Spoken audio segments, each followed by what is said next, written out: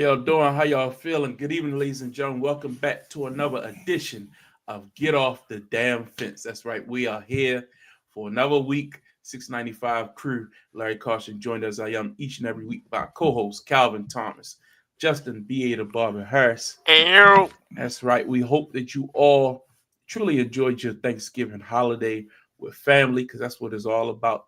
Good times with family. But we are your family, so we're glad you decided to spend time with us last week, and we're back for another week after a long weekend of football. We got a lot to talk about, but before that, let's check in real quick. Calvin, how was your Thanksgiving holiday? How's the family? How's everyone? Everyone was good. Everyone was good. Family time is definitely necessary. Much they get on your damn nerves sometimes, but it's necessary. But both of y'all, how was y'all Thanksgiving? How was y'all time with your families as well? Justin, how was yours? I'm sorry. Let me get upright. Something that Tucker couldn't do. Um, I'm just Throwing trying to. shots 2 minutes in. No, it was a You're part of the prepared. weekend. It You're was a part of prepared. the weekend. No, it was good. I spent time in Texas. You know what I'm saying? So, NBA right now. I'll be home officially tomorrow, so it'll be all good. Okay, well, I'm glad you all enjoyed. I definitely had a great time on my vacation, but we back in the swing of things. Truly back to work today, Lord, man. Everything, yeah, everything, I'm back. everything That's that all I could can go say. wrong did go wrong. Boy, it is what it is. But thanks for joining us tonight. But you tune in to talk about sports, and that's what we're going to do. So without further ado, where I wanted to start tonight, I think is very important because it just came down this morning, and that's that suspension that was handed out. If you watched that Houston Texans Jaguars game, now 9 times out of 10, you probably weren't watching that game live, but I was watching it on NFL Red Zone, Yeah. and it came right. I mean, Trevor Lawrence rolls out to his left. He clearly has a lane, but then that lane quickly is closing. He decides to slide, and he takes a shot. I mean, it was a hit that, could put men down. You know what I mean? And right now, we don't know the status. He was talking. He was felt like they said he should be all right. But when you take shots like that, that can end careers. That can shorten careers. And a fight ensued because look, somebody hit your quarterback like that, ain't nothing but to do but to fight. But today the NFL made a decision and they handed out a 3-game suspension to Al Shire of the Houston Texans, who came in leading with his forearm, which had a brace on it, by the way, to the head of Trevor Lawrence. Lawrence's head bounces off the ground, and then a fight broke out. 3 games. Calvin, did they get it right? 3-game suspension. 3 games may be like a game too much, but I'm not upset at it. It Okay. was still a dirty hit. It was still a late hit. And I blame this newfound fake quarterback slides that we've seen become more prevalent the last couple of years in college and NFL. Something Lamar doesn't do, and I'll get into those comments a little bit later. But that's where it leads to, because you don't know if they're really going to slide or not. But still, it's the quarterback. You have to be cautious around the quarterback, especially in the open field, especially in mobile quarterbacks such as Trevor Lawrence, not one of your more athletic, more run-of-the-mill dual threat quarterbacks, so to speak. You got to be more cautious. That hit, you saw it coming. I think that's what made it worse. You saw it come. You saw him kind of loading up for his shot, and he took a shot and he knocked him out. And maybe it helped them get that victory on Sunday, but he won't pay 3 games for it. But it's worth it. It's worth it. Justin, what's your thoughts on the hit, and then what's your thoughts on the league's response?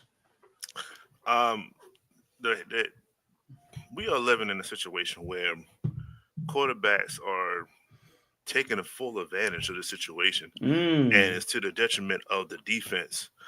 He is sitting there protecting the first down marker, as in you can't come past me, and then it almost feels as if Trevor just dropped instead of sliding. And when you do that, what is the defender supposed to do? I'm not allowed to. You are a runner at this particular point in time. As soon as you break that pocket, you are a runner. And you brought up Calvin Lamar Jackson. Lamar Jackson has a I don't know. He has a knack. He has a niche. He has this protective aura where he doesn't take shots like that unless it's extremely dirty and whatever like that. He don't slide. And on top of that, he does not slide. So when this situation comes, you don't know what Trevor's going to do. I done seen quarterbacks fake a slide and keep running. You know what I'm saying? So what do you do? So they stepping out of bounds too. I don't like it. I don't like the 3 games behind it. Okay. I'd have been fine with a half game suspension. Hey man, you don't start the first half, come in the second half. Yeah, I'd have took it as low as that. You don't put the defender in a situation where he has to make a judgment call. You should have slid about 5 yards earlier, Wow. and then thus giving yourself up. If you was going to go that route the way he did, then what are you supposed to do? Then you dive like head first, like you kind of make a. You've seen a lot of quarterbacks kind of do that. Sure. It's like I'm making a football play now, and then he would have just probably hit him on the shoulder or something like that. Bang bang, go on to the next play. No, he played with a too long pause, and then that's the result of Trevor's Lawrence. Hopefully he's okay. It looks like he's going to be okay, but no, he waited too long, in my opinion. My issue, and I hear you, and I'm not saying that I fully disagree.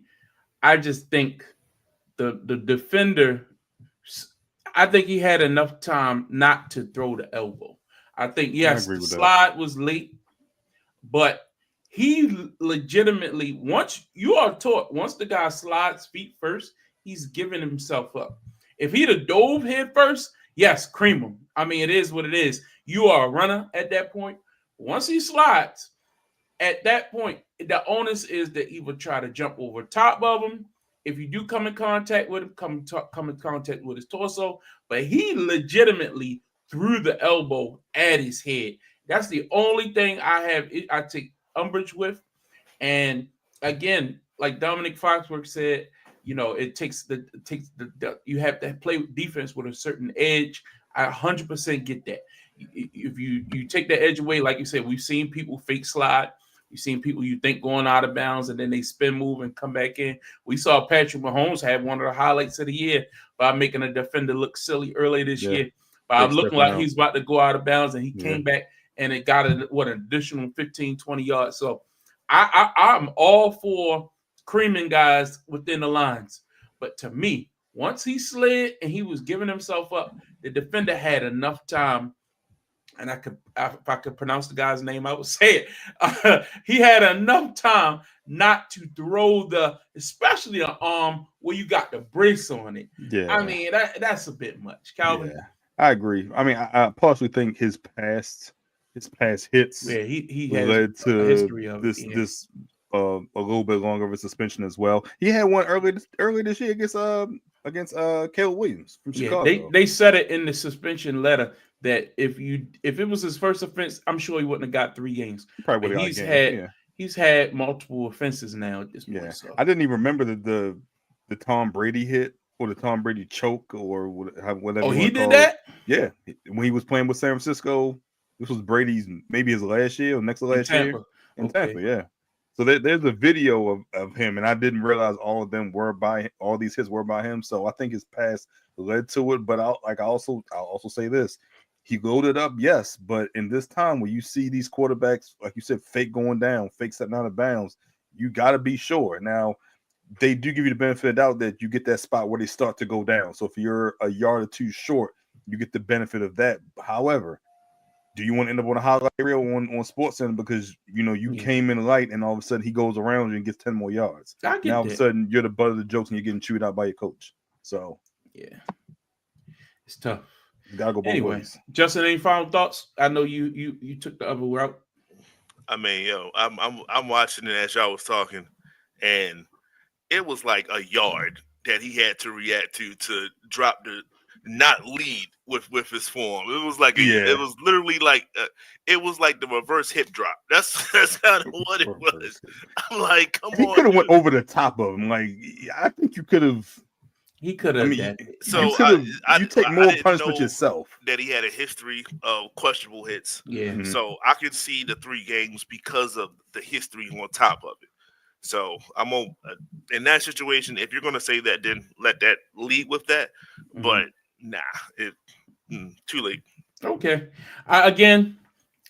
It's like the Vontaze Burfict effect, or you know what I mean? Once you got Draymond Green, once you got a history, they're going to be looking at you harder. It Got is me what wearing it a is. scarlet letter for sure. It is what it is. All right, let's keep moving because that game was kind of inconsequential, but we got to talk about it, Calvin. We got to talk about it. Justin, the Baltimore Ravens hosted the Philadelphia Eagles on Sunday, defeated 24-19 at home, M&T Bank Stadium. Look, going into that game, we knew this was going to be a battle of two of the best teams in the NFL, the best two running backs currently, a great quarterback battle as well, good receiver play on both sides. But the weak link for the Ravens has been and continues to have been seen as the defense. So all things considered, I'll tip my hat to the Baltimore Ravens defense. I agree. I thought they did a solid job all day. 3 straight games. They had one bad drive again. Was that one where I thought they were locking down early, able to get the Ravens should have been a 10-point lead, end up being a 9-point lead. Got some good 3 and outs, but I think in the course of that, the Eagles, of course, as a good football team, were able to make some adjustments, were able to go down, score a couple touchdowns. But that game was at 14-12 for a long time. And a good reason for that is the Ravens could not put points on the board. A lot of that was stalled off by missed kicks. But at the end of the day, you have to score touchdowns to win NFL football games. Yes, defensive, when you playing against a good defense, you get in scoring range, you hope to cash in with field goals. Yes, you do hope to at least walk away with points. So I'm not absolving Justin Tucker. I've been critical of him for weeks now. But the onus still is on the offense to know you have a struggling kicker. Put yourself in a position where you can go for it on 4th down and extend some of these drives to give yourself better opportunity to score touchdowns. Lamar Jackson missed some easy throws. He missed some wide open guys. He had Andrews down the right rail, just missed him, overthrowing him. He had Likely wide open across the middle on the deep left out post. Just missed him. He had I think Aguilar could have made a better play on that play at the pylon. Yeah, I agree. I thought that could have been a touchdown. So I'm not putting all that on Lamar, but he was missing guys high all day. And Andrews bailed him out a couple times with some fantastic on the touchdown pass, the first touchdown pass. Yes. That was a hell of a grab. Hell of a catch. Oh yeah, hell of a catch. But when he threw it and you look at it, you like that's intercepted. Yeah, because Likely thought it was to him. Andrews thought. I mean, it just was a jump ball almost like. He missed Zay a few times. And look, Bateman going down hurts the offense. I'm not discrediting that. But what happened to Deontay Johnson? Why wasn't he put in there? Not that he's been lighting the world on fire with his opportunities. I just thought the offense left some points on the board. I'm not knocking the running game. The touches they gave Derrick Henry. I thought the Eagles did a great job tackling his ass. He broke a couple, but they was on him. He got 19 carries in a loss. That's not bad. You know what I mean? That's not far off the pace you want him at. He just wasn't able to break away some of those plays that we've seen him get them long gashes on. So overall, they got him involved in the screen game. Lamar had about 80 yards on the ground. Some of that was in garbage time. Yeah. But I just think overall, you lost to a good opponent. I can't rant too much. I can't be mad. You got to clean up some of these issues that we've seen reoccurring. But overall, I thought when it was time, when the money was on the table, they gave the ball to Saquon, and he ran the game away in the fourth quarter. The defense broke. It is what it is. Yeah. Calvin, your thoughts? Yeah. I mean, I agree with everything you say. I do think one thing that I'll add personally, I think a lot of momentum was lost on that second missed kick. It's the first one okay, but that second one, when you missed and you had a chance to go up and take the lead, granted it would have been a 1-point lead, a lot of momentum was lost, I believe, at that point. And also say, just to keep it short, so I agree with everything you said, there's a constant with the Ravens' losses. Great wide receiver play, great defensive line play by one of the defensive linemen, and miss field goals. You can honestly say the only game, the Cincinnati game, which they could have lost both of them, Trey Hendrickson led the league in sacks at that first matchup in Cincinnati, and he was top, I want to say 3 or 4 in the second meeting. So that was the only team that they've beaten that has one of those, that has all 3 of those features. Great line play, great quarterback play, and missed field goals. That's been a recipe for their disaster. That's the recipe for their 5 losses. That's been a constant each game. Look at Pittsburgh. It was TJ Watt. It was George Pickens. It was a missed field goal. Go back and look at the Raiders. It was Max Crosby. It was Devontae Adams. It was a missed field goal. Go back and look at that. That's been a recipe for disaster for this team thus far. And you can continue to say that they beat themselves when they lose. So if that's the case, then why can't we just fix these simple issues? I'm still not convinced of Fuller on the line, but that's getting to a deeper issue. I don't understand why we can't fix these 3 issues. I'm not sure what the issue is with Tucker. I still have faith in this team. I still think that they can click at the right time because I've seen Ravens teams click late and all of a sudden go on a run. So it would not surprise me. They have games to get ready. They have 3 games in 10 days, but they have a bye week as well. And then they have a short bye week after this 3-week period. So this is a playoff team. This is a team that's probably going to go to. I mean, I think Buffalo's going to get #1 seed, so they're probably going to go to Houston or Pittsburgh. If not Pittsburgh coming to them, if they can win the division. But same old story in all 5 losses, in my opinion. So there's nothing new to report. Justin, your turn before I get back in. In this situation, it comes to making plays. Sometimes you just got to make the right plays, and yes. Tucker missed some field goals. We understand that, but Larry, you did a good job of holding Lamar accountable for this loss, in a sense, right? Like if you make most of those throws that you make, he normally doesn't miss more than 10 passes in a game, and he was over that. He was not as consistent as you want him to be. He wasn't as accurate as you want him to be. And Jalen did just enough not to mess the game up on the opposite end. He ran when he needed to. He rushed a little bit more than what I would like from Lamar. Besides that big scramble that he did in the fourth quarter, that was like a 40-yard scramble. Lamar did, but besides that, Lamar, I think he missed opportunities to run. Just trying to maintain a play. But when you maintain a play and you don't connect on a play, then it was a dead play at that particular point in time. So. I just think that there was a lot left on the field that the Ravens can do better. I don't think that the Philadelphia Eagles can play that much more better on their part. They played pretty much a phenomenal game, in my opinion. But I think I think the Ravens left a little bit too much out there. So if you want to take anything from that is, okay, when you go into that film room and you start pointing out, okay, this was high. Okay, this was a running lane. Okay, Derek, you average 4 yards a carry. That's not even bad. You know what I'm saying? So if you average 4.3 yards a carry, that's not bad. Okay, maybe we give you the ball a little bit more on this drive. You can go through that and actually pick out some better plays that you can do to hold your head high at the end of the day. This was a very tough Philadelphia Eagles team. This is a team that can possibly represent the NFC in the Super Bowl. So it's not like it was some bum or whatever the case may be. So I just think that the Ravens can do a little bit better, and I think they will. I think they'll bounce back off this loss.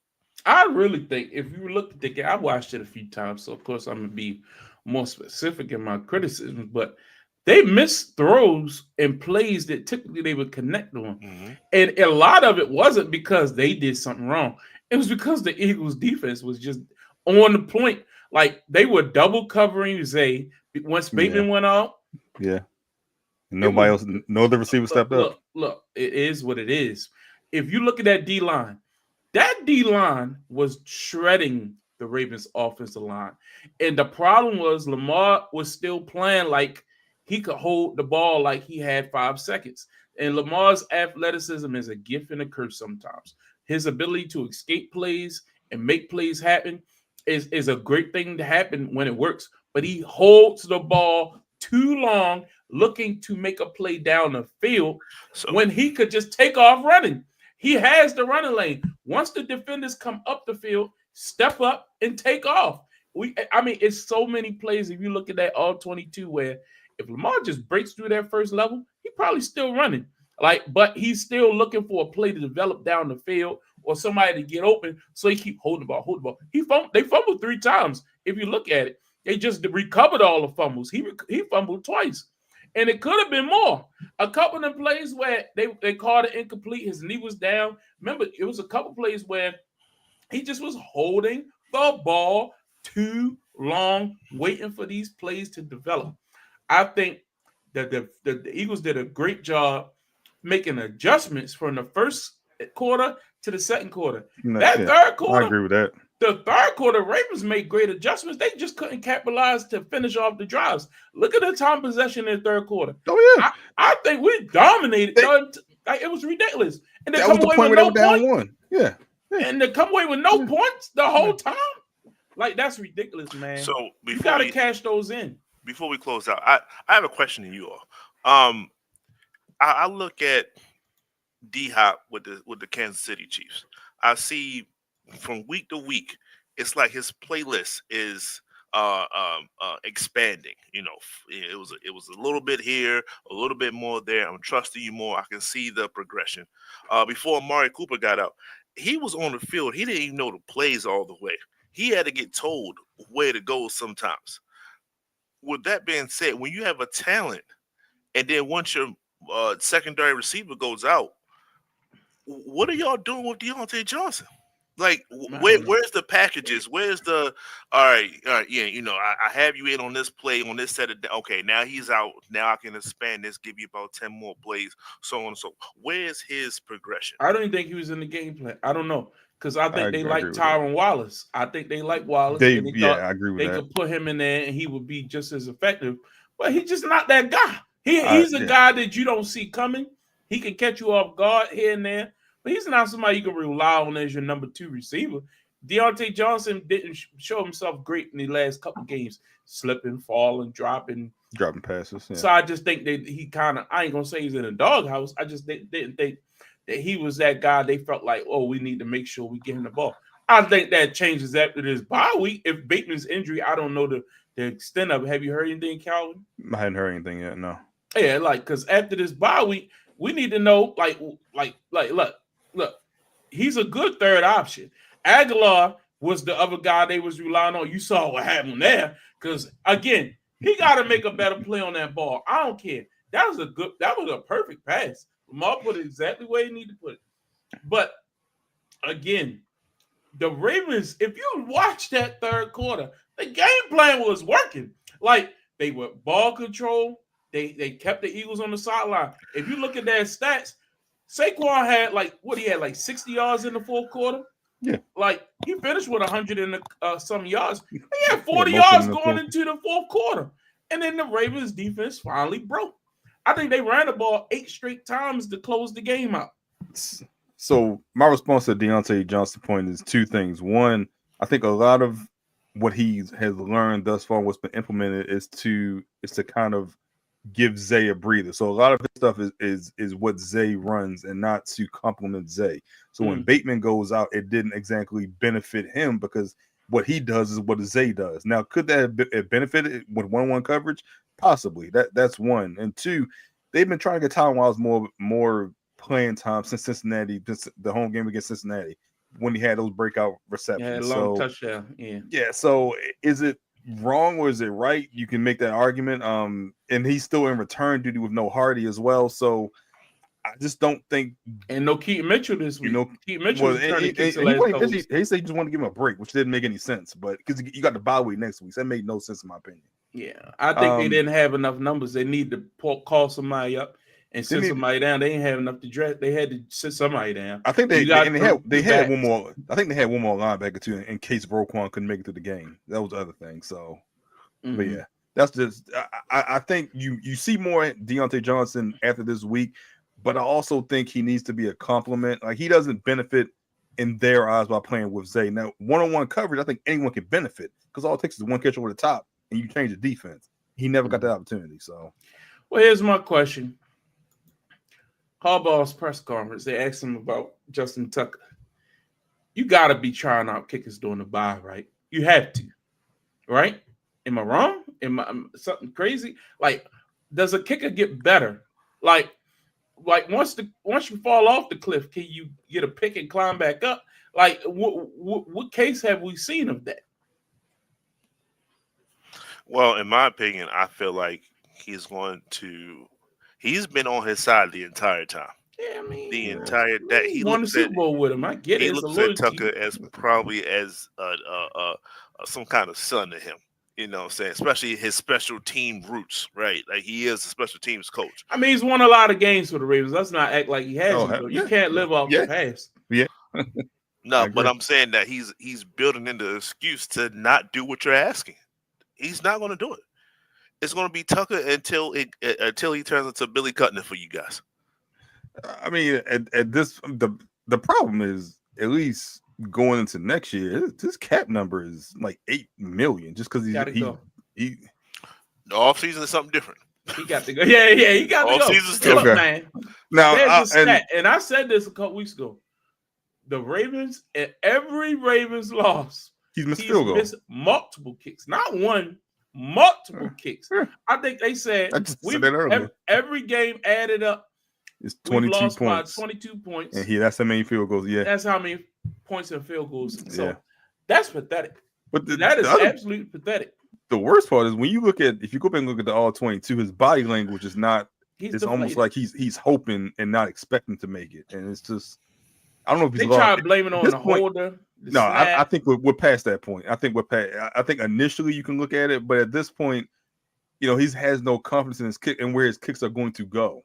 That's the problem. And now, if you tell me, and I don't think this could happen in AFC outside of Houston. You tell me he's in the dome.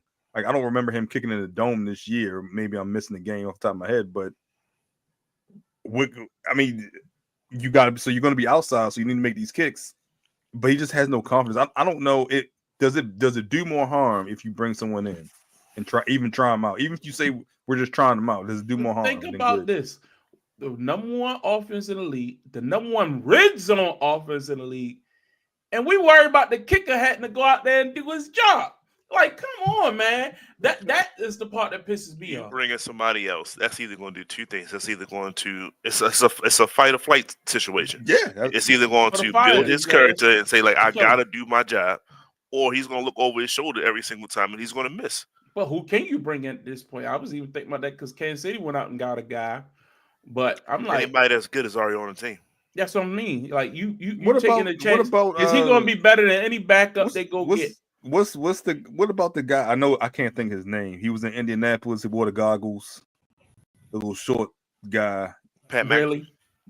No, you know I'm talking. No, not Vinatieri. He was in Indianapolis. If I say his name, he was the short guy with goggles in Indianapolis. If I say his name, I'm even scared to say that because, again, at this point of the season, any good kicker is already on the team. You're going to ride it out, and he'll probably be better than anybody you bring in. You just had to draft somebody next year. Because the problem is if let's say you bring in somebody, so you have your practice battles. Mm-hmm. He's probably 95% in practice. You think so? I think so. He's been weak. I think so. No pressure. Did they draft a kicker a couple years ago, Calvin? I thought they drafted a punter. No, they did. They did. But he got signed to. He was on the practice squad. He got signed to somewhere. Yeah. Okay. They did. I remember because he was the long kick guy, or he was something. And Tucker was doing. One of them was doing kickoffs, and one was doing kicks because they saw this coming. I don't know. Anyway, well, we'll continue to monitor. The Ravens on a bye week now, so they have a week to think about this. Tough loss, but hey, this schedule don't get no easier. Other than that Giants game, so hopefully you can't take that lightly because we've lost to the Giants when they weren't supposed to be a team you're supposed to lose to a couple years ago. But get right game against the Giants. Then you got Pittsburgh and Houston. And who makes these schedules? Like you plan on a Saturday and come back on a Wednesday? Like, that's ridiculous to me. It was all about playing on Thanksgiving. So then went backwards from there. Yeah. Oh, yeah. I meant Christmas. Yeah. It was all about playing on Christmas. That's kind of pathetic. If anything, they should have gave us the bye like right before that. You know what I mean? Like, that's crazy to me. That does make more sense. You play this week, then you get to bye, and then you got them 2 games in 5 days or 6 days, whatever it is. And Yeah, why would you make somebody go play a game, then come back on a Saturday, then come back even shorter on a Wednesday? Like, I think that you asking for somebody to get hurt. You asking for somebody to get hurt, but it is what it is. Next up, the Kansas City Chiefs defeated the Las Vegas Raiders 19-17. If Did you they saw really this game win? on Black Friday, this was like a travesty, in my opinion. This is what people say, oh, the refs are in the bag of the Chiefs. I don't buy that kind of stuff. I'm not like Did trying you to watch the game? but if you watch the games, man, look how many games that have come down to a flag, a call when the Chiefs are involved. It's kind of eerie, ain't it? Like the Raiders was slicing and dicing, moving down the field like I'm like, okay, they about to go down. They could score a touchdown. It wasn't even about a field goal at this rate. They could legitimately score a touchdown and win this game. And the next snap, they throw a flag, and there's a shot. I might have it here. I don't know if I got it, but there is a picture of the official running from the Vegas side, And waving the fall because it was a false start. calling a false start. Because it was a false start. Yeah. Calling the false start because that's what it was. It was a false start. The other So the play's supposed to be dead. An illegal formation, what means is a play on. No, if there's a false start, the play is called dead. Take them back 5 yards. Raiders have another chance to, run a play or go kick the field goal, whatever. They in field goal range, folks. They're in field goal range. That's not debatable. They have time left and a timeout. And you call look, the ball is fumbled. It's not the snap comes early because it's a false start. It's like the right tackle, the right guard leans over, hits the center, like, all right, snap the ball. The quarterback not even ready for it. The receiver's still running.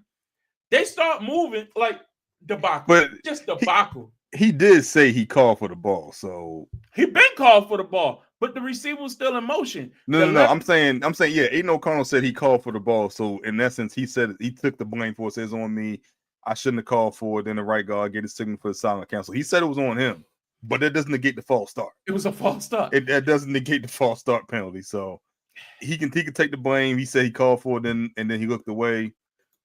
It's still a false start. The play should be dead at that point. It's 5 yards moving back, and let's redo this thing. That's how I thought the rule went when it's a false start. It's no play because the offense can't gain a benefit, and then there's going to be a play. There's no play. If it was offsides, it's different. It's a free play. But if it's false start, there is no play. Yes. So how do you change possession on a non-play? It makes no Justin. It's your team. Go and tell us why. No. You've been defending these bums all the year. They're sneaking by the skin of their teeth. Go ahead. Clearly, they have a thick layer of skin on their teeth, boss. So, they're finding ways to win, man. I can understand.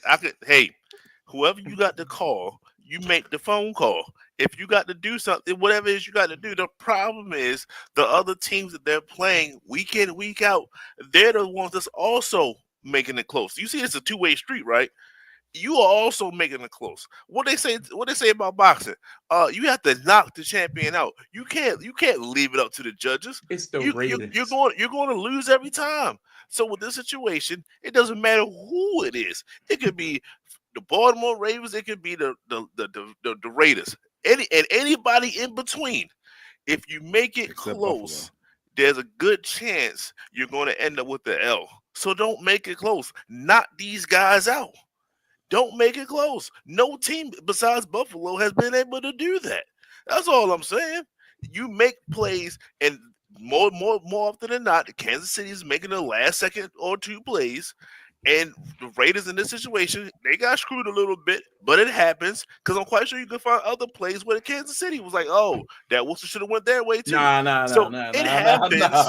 It happens both sides. It just so happens that it gets magnified because it's the Chiefs. All I'm saying is beat them. That's all. You know who they should have lost? That guy right there. Look at his face. He know. And they showed Look. his face as soon as he's like, man, He know they ain't gonna win the title this We year. ain't They deserve how many We- times have they escaped with these single these less than a touchdown victories? How many? every game. Can they continue to do this? Stop look saying at this escape with the victory. And Escape. how They about the other escaped team with lost? the victory, from the block field goal to the That- phantom oh. pass interference against Cincinnati It happened. to this call where there's no false start. Like the only game in which, like you said, because it was a blowout, was against Buffalo, but it was in Buffalo as well. So they finally got a little bit of home cooking as well. And I'll be surprised if they're number 1 seed when the playoffs start. I think they're going to lose multiple games. And I think Buffalo will not lose, will not lose more than one more game. So with the schedule that they have, let's look back at this thing. They beat the Ravens because Isaiah they Likely's couldn't toe. get 2 feet down. They Missed beat field the goal. Bengals by 1 point because of that pass interference call. They beat the Falcons because of that stupid illegal formation they try to call offensive pass interference on the Falcons. Remember? And they called on the touchdown pass. And he threw Kirk Cousins threw a touchdown. Should have lined that right. No, that wasn't wrong. Speaking of Kirk Cousins, though. They beat we're gonna talk about that. Don't leave my man alone. They beat the Chargers by 7. I can't remember the details on that. They beat the Saints. The Saints was probably their best win. All right, I give them that. They won by 13 on that one. Okay. They beat the 49ers. Victory after victory. The Raiders, they escaped by their skin teeth, division opponent. They beat the Bucks by 6. How about that one, Justin? That was definitely up in the air, but we lost that game. We lost that game. I could admit when we lost. We lost that game. They beat the Broncos by 2, and we all know what happened there. That should have never happened, but they got the blocked field goal. I'll give them credit. They blocked the field goal. The Bills beat them, and then we saw this. They escaped against the Panthers last week and then you escape against the Raiders. Good squad, man. You escape against the Raiders. This team is very vulnerable, and I'm telling you, they got the Chargers on Sunday. Hey, man. The Chargers ain't great, but they ain't bad. And I think it was close the last time. That's going to be a close game. That's going to be a close game. They better bring that A game. Close. And the Browns ain't nothing to be walking all over. The one thing about the Browns, they're going to compete. Now, Jameis might throw a couple picks, but they're going to compete, though. He's going to give you a chance. Then you got the Texans. That, hey, they get healthy, they can compete. Look, if Shahir is back. Yeah. Watch out, Patrick. He'll do something to blow it. Then they got the Steelers on Christmas. And hit Patrick. They got the Steelers on Christmas. That could go either way. And then they got the Broncos in Mile High to close out the season. And the Broncos may be playing for their last playoff spot. You never know. Like never know. They got a tough road, man. This ain't no cakewalk. And at one point, people was talking about this team being undefeated. This team, luckily, they only got 1 loss on the season. This team being undefeated is the equivalent of that Pittsburgh team a couple years ago with Big Ben being undefeated, and they just skated through the regular season, winning by skin of their teeth, and then went home in the first round. One and done. You catch them on the right day, they going home. Anyway, let's talk about the Steelers. The Steelers and the Cincinnati Bengals played on Sunday in an absolute shootout. No defense to be seen, which is shocking for a Steelers team that has been playing really good defense. But that just shows you how great and potent that Bengals offense has been. A couple weeks ago, people was really joking the Ravens when Jamar Chase went to work, and they absolutely tore that Ravens defense apart. But for them to have that offense outing every week since then, it's just the offense is very potent. It is what it is. Shout out to all those playmakers that the Bengals have, but that defense is absolute garbage. They made Russell Wilson look like he was back in Seattle. Yeah. Even better than he looked really good. 4 touchdown passes. Really good. And I thought he was efficient with the football. He knew when to check it down, knew when to throw it to fire move, when to throw it to Johnson. He got Pickens involved. Pickens dropped some balls and made some boneheaded decisions with these. He reminds me of Antonio Brown. He even looked like him a little bit if you catch him in the right. Like, this guy really is a basket case. I can't wait to watch Hard Knocks because I want to see how has he been disciplined behind the scenes. What is Tomlin saying about him? I can't wait to watch that. Anyway, Justin, what did you think about this matchup? Once again, I'm hearing all the Joe Burrow can do no wrong Well, that's in this it. situation. Uh, how about maintain drives? How about how about go no interceptions? He did have an interception. Um, Had a fumble too. Fumble and twice. and a fumble. So Twice. how about you hold on to the ball security? Uh, how about you get your rushing game involved a little bit more, right? Hey, you have the ability to Slow the other change team down. plays at the line of scrimmage. Uh, you can't keep blaming what's the obvious. We understand that they don't have a defense. We understand that the defense is trash. What are you doing to help with that? You can't score quickly.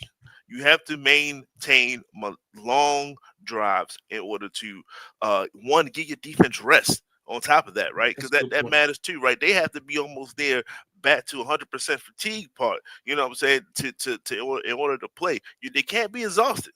Because if you score quick, the other team, well, they just scored too. They're gonna score again. So I saw Russell really coming. I'm not gonna say coming to his own, but he really just played a great game for himself. And the Pittsburgh Steelers have another victory, and Cincinnati has another L. Uh, Mm. just keeps I can keep saying that damn near the whole entire season. Calvin. Look, I didn't know the Steelers offense would be able to score like this when necessary. When absolutely necessary, I didn't think they would be able to put up 35 This wasn't plus necessary. points. This was necessary to win the ball game. No, They it need- was against Cincinnati. They needed every one of those scores. The defense showed up, or TJ Watt showed up when necessary. I'm not even gonna say the defense. TJ Watt showed up when necessary to give them the ball back and score. This was a game this was throwback Russ. This was why they brought Russ here, to get those score points when needed and score them fast. Got to give Pittsburgh credit. I didn't have them win this ball game. I thought Cincinnati would be able to do whatever they wanted to on offense, and I didn't think the Pittsburgh defense would be able to score fast enough or to have those sustained drives needed to get enough points to win. But they surprised me. Pittsburgh can be dangerous now. I still think they have the limitations, and I still think Cincinnati defense played a huge part, because we've seen Cincinnati defense give up a ton of points throughout the year, but I didn't think Pittsburgh would be able to score enough points. So they surprised me. They ended up win this ball game. You know what really bothers me? And I brought this up weeks ago. Joe Burrow has gotten more mileage out of that We- Super Bowl We appearance. talked about In that. the 2008 Boston Celtics. I'm so tired of, I They keep won. repeating myself, but it's true. It's true. Everybody, and look, he puts up gaudy numbers. Shannon said looks that this great. morning. Well, I've been saying that. That's why I'm like, why all is been saying nobody else like picking up on this? Like, he put up these numbers, but he got these turnovers where I'm like, bruh, like, if Lamar Jackson was keep on doing what he do, putting up all these sparkling stats, and I know I'm not trying to make this a black and white thing, but I'm sorry, it do come down to that at some point where I just feel like they want to anoint this guy because Mahomes is the de facto best quarterback in the league, and he's technically a black man. They have to find a great white hope to be like, oh no, he's right there. You know what I mean? Josh Allen, oh, he's right there. You know what I mean? Like, Smoking on that Joe Burrow. it's just really, really, really frustrating to me. And I'm like, this guy throws interceptions when it's time to win these games. He fumbles the ball multiple times. He fumbled one time on Sunday, led directly to a touchdown. Then it wasn't a scoop and score. Like, come on, man. Is that not his fault? Isn't his job to fill the blitz? If your offensive line is not that good, why are you rolling out and holding the ball like a loaf of bread? Like, that's on you, champ. And another thing, yes, this Bengals defense is trash. We can all say that. But I'm sorry. It's third down. All you got to do is make a stop. I might have been 4th and 1. It might be 3rd and 1 or 4th I and threw 1. 3rd and 1. Everybody and their mother knows Justin Fields is in the game. He might roll out and run it. Everybody sells out up the middle and lets him just sprint out to the right and run like free.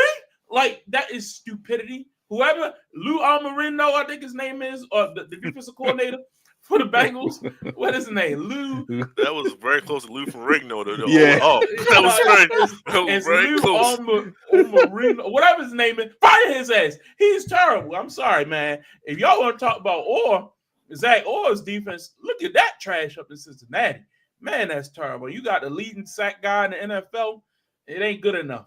Terrible. Anyway, we spent a lot of time on these scripts. Next up, the Tampa Bay Buccaneers defeated the Carolina Panthers 26-23.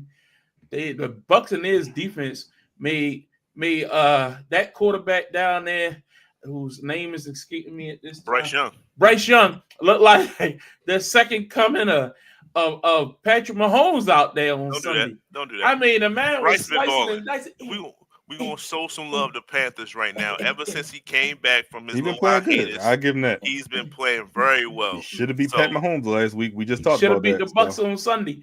He did Adam not. Thielen bailing his ass. I mean, Thielen, that catch, woo, It was a good catch. man. But let's talk about that fumble. Great job by Trevor Hubbard fumble, which that was led to us winning this game. You No. can't fumble like that, bro. I'm No. sorry. It was But a I'll good give game. credit to It was a Baker good game. Mayfield. Baker Mayfield took a shot. It was a bad game for him. Baker was down and out. And they got bailed out. You know what I mean? Bucky They hung Everett in bailed there. us out. They hung in there. Bucky Everett was balling for us, over 150 yards on the ground. Great job, but you still should have lost. I Give us a real recap, Justin. That was pretty much it. It was going back and forth, and you have to understand that the people that's on the outside looking in, Carolina has been playing like they're not the normal 3-9 team. They are very okay. I'll give you equivalent. When you watch Cleveland play, you be like, "Oh, this team is actually pretty good." They're just losing games, stuff like that. Prior, through the Andy Dalton era and things like that. Yes, the Carolina Panthers was absolutely garbage. They was trash, but they gave it back over to Bryce, and Bryce, I don't know who he talked to. I don't know what person, what thing that he started to pray to. I don't know, but this is a different Bryce Young. This is the Bryce Young back when he was playing in college. Almost, he is dealing. He has faith in his team. The team has faith in him. They're just not creating enough plays for him, but that's going to come. Carolina is a team that's going to be a tough team moving forward into the season. With that being said, we made just enough plays. Okay. We made just enough plays in order to beat them because they are a good team. So their defense came to play. Like I said, Baker did not have his best game whatsoever. But they made just enough plays. We made just enough plays in order to win. So, nothing to write home about. I didn't come in here bragging about the Tampa Bay beating the Panthers, but it was just enough in order to get the dub. And that's what we did. We go to play the Raiders, I think, next week. So that's what it's all about, moving forward. I had a parlay when I included your Tampa Bay Bucks in there. The last thing I needed. When they went down and scored, Carolina went down and scored, I cashed out. Turned the game off. I turned back 15 minutes later. I went to overtime. I was like, Carolina had the ball. Carolina had the ball first, right? In overtime. Yes, they was about to score. Or did y'all had the ball first and y'all punted and Carolina had the ball? Carolina was in the scoring position. So, yes, correct. we probably had the ball first, and then they was going to kick a field goal to win the game. So, Carolina had the ball. So, that was the last I looked at. I was like, okay, well, I'm glad I cashed out. 10 minutes later, I saw they won. I was so pissed. How much would you have won? I was so pissed. It was, I want to say it was like $850. Okay. Yeah. That's $850 worth of you should have known better. That's what you should have done. I cashed out for like $45. Just got my money back. Wow. Sorry, buddy. Next up. I will never bet on y'all again. That game should not have been that close. Don't do it. We don't want you. We don't want your bad voodoo over here. Should not have been that close. You're right. Y'all started turning up as soon as I cashed out. Soon to keep that field goal, went up 3 with 30 seconds left. I said, "Oh, that's terrible." Next guess up. Who else plays terrible? All right, I'm gonna take my medicine. I'm gonna take it right now. we talked about Russ throwing four touchdowns. Someone threw 4 INTs, if I remember correctly, at home. I'm gonna just say this. I just saw a couple weeks ago one of the leading candidates, one of the high-ranking candidates for MVP in the league, throw 4 interceptions in the game. And people say You talking about Jared Goff? People say he's quarterback in one of the best teams in NFL right now. They lost one game. It happened. Sometimes there's a bad sign and there's a bad game. He had a bad game. It is what it is. They're still leading the NFC South. I'm talking about Kirk Cousins. Look, Kirk. He know right there that this is going to be an interception. He just can't help himself. The man was running for his life. Did you see that defense? That defense played against Lamar Jackson on Monday Night Football. It felt like they got embarrassed at home, and they came out hunting on Sunday. And Kirk doesn't have the athleticism. That team has Khalil Mack, Joey Bosa, and they were hunting. They were all over Kirk all day long. Calvin. And everything he tried, nothing was working. Can I ask you a question, Calvin? He threw a bad interception in the end zone. I will say that was terrible. I don't even know what he was looking at. But the one in the end zone was the bad one. The other ones, I can. The last one, the guy stepped in front of Darnell Mooney, and I thought it was a pass interference, but they ain't call it. At that point, the game was out of hand. Look, they still in first place. I wouldn't bench them. I know I've heard some talk about that. No, you don't bench them. They still got a chance to make the playoffs. Tampa Bay is really the only competition. They almost lost to Carolina last week. So, no, you still in contention. Bounce back, Kurt. Let's get to work. Bad loss, not a bad sign. I still got faith in my man, Cut. Go ahead. When this situation comes and what you just said, and you were 100% correct of everything you said, they pressured Kurt to a certain degree in which he flustered. And I was going to ask Calvin, what's the quarterback's best friend? What position? The running back. Tight end. Tight end. Bingo. And how many times did Kyle Pitts get? He had 2 targets for no catches. They double covered him. You can't have it both ways. If they set the pressure, somebody has to be open. He does not fight off of blocks well. He's an undersized tight end.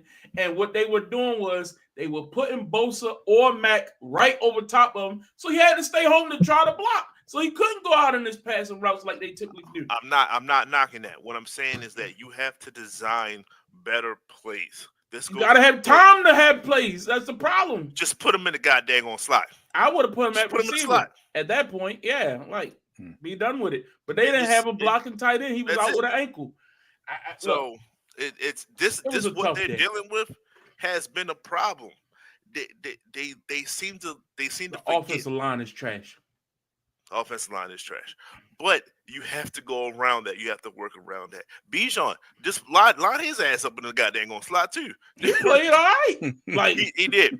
But okay, so if he played all right rushing because he had over 100 yards, that's right. So the line must have been doing something correct. Well, again, the turnovers came in bunches. If you watched, it was like, okay, it wasn't terrible. 2 of those interceptions came late in the game. The game was closer than this. Kirk threw a pick 6. What happened was they was up 13-10. The pick 6 flipped everything, and then they was moving down again. They in the red zone.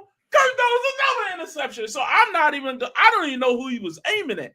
I thought he was trying to throw the thing out the back of the end zone, and the ball just didn't make it because they was hitting him as he was throwing it, so he couldn't get enough on it to get the bitch out the back of the end zone. Like, they was on him so fast, he couldn't even get enough arm strength on the ball to throw it away. Like, it was like, bruh, just take the sack and get the 3 points. But it was too late. Motherfucker caught it. It was gone. Look, man. Look, sometimes it's just one of them days. Go ahead. What do you think about the reports that suppose he's going to be traded, though?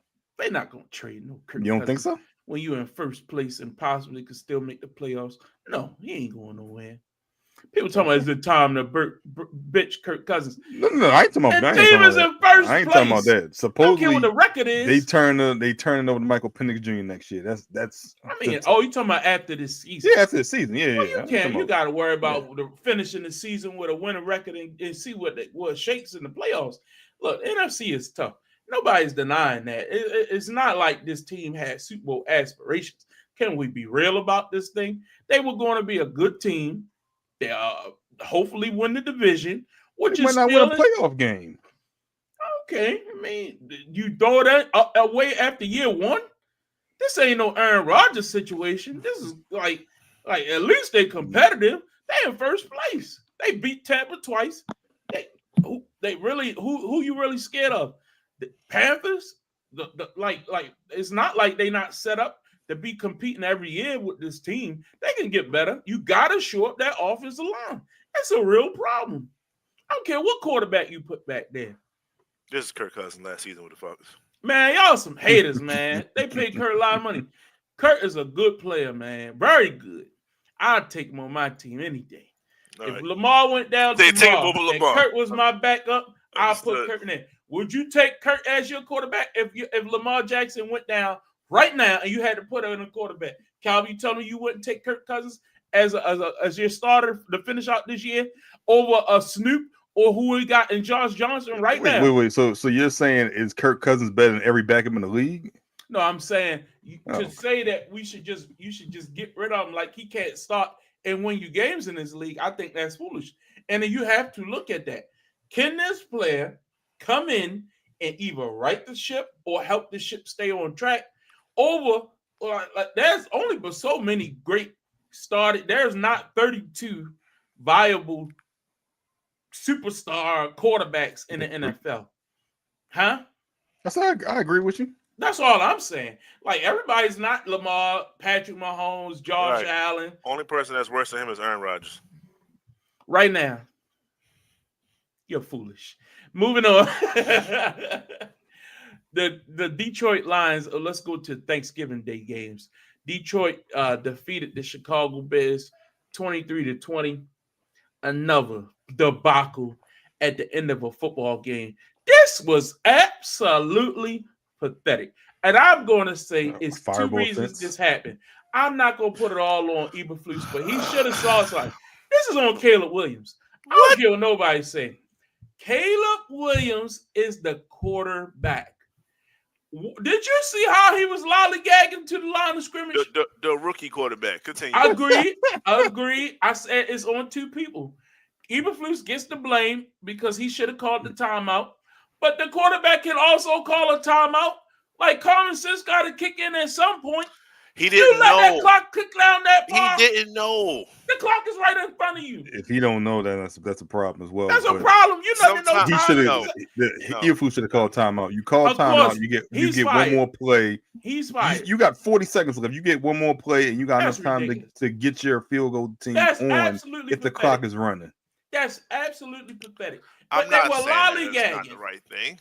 Go ahead. What I'm saying is that when you're in the heat of battle and you know that you have timeouts, I'm quite sure Caleb was like, "All right, yo, we good on time," because he's going to call a timeout if needed. I'm quite sure he Football thought IQ that. has to kick in, Justin. Come on, man. Come on. As the quarterback, Did you're it the kick in? CEO of the team. Did It it kick didn't. in? That's what I'm saying. So who's That's worse? a learning opportunity. Who's worse with football IQ? Caleb, that's a rookie, or the damn head coach? Oh no, the head coach. I said he's fired. He's done. That's why I I'm said saying it's twofold. You're putting it two ways. No, it's only one way. No. I'm not Yes. absolving the coach. I mean the player. You have to. Sometimes you have to say the If player you- for if- themselves. If you Caleb want to was the blame number one overall Caleb, pick. blame him for not executing the draw play which led to the sack. Blame him for that. Because that was definitely, it was either a draw play or both tackles just let the defensive ends run past him.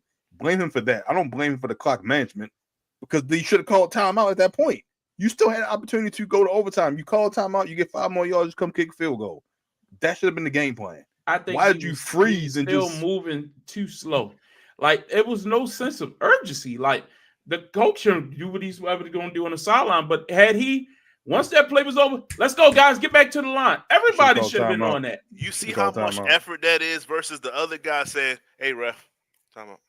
But How much effort that was? I think they was trying to hold that time out to the very last minute, thinking you got enough time to get a playoff before we take that time out. In reality, He's watching it. He's like, oh, Caleb's not. He Even grab and that's the problem. I That's the agree. problem. That's Even why when he's you saw fired. it not, when I'm you saw it not going as fast as absolving it him. should, you call timeout. Even if you burn I'm 10 agreeing, seconds to call timeout, but the you call quarterback timeout. still bears some of this responsibility. I'm not absolving No pun players. intended. People put too much on coaches. Players still have to play. If you're playing quarterback in NFL, you've probably been playing football since you were a kid. You've probably been playing football since from Pop Warner, high school, college, and now in the pros. Like when you play that game, the clock in your head is especially if you're a quarterback, you have to be in the same page as the head coach, offensive coordinator. You got somebody in your ear. Now I know at a certain amount of time the earpiece cut off. Yeah.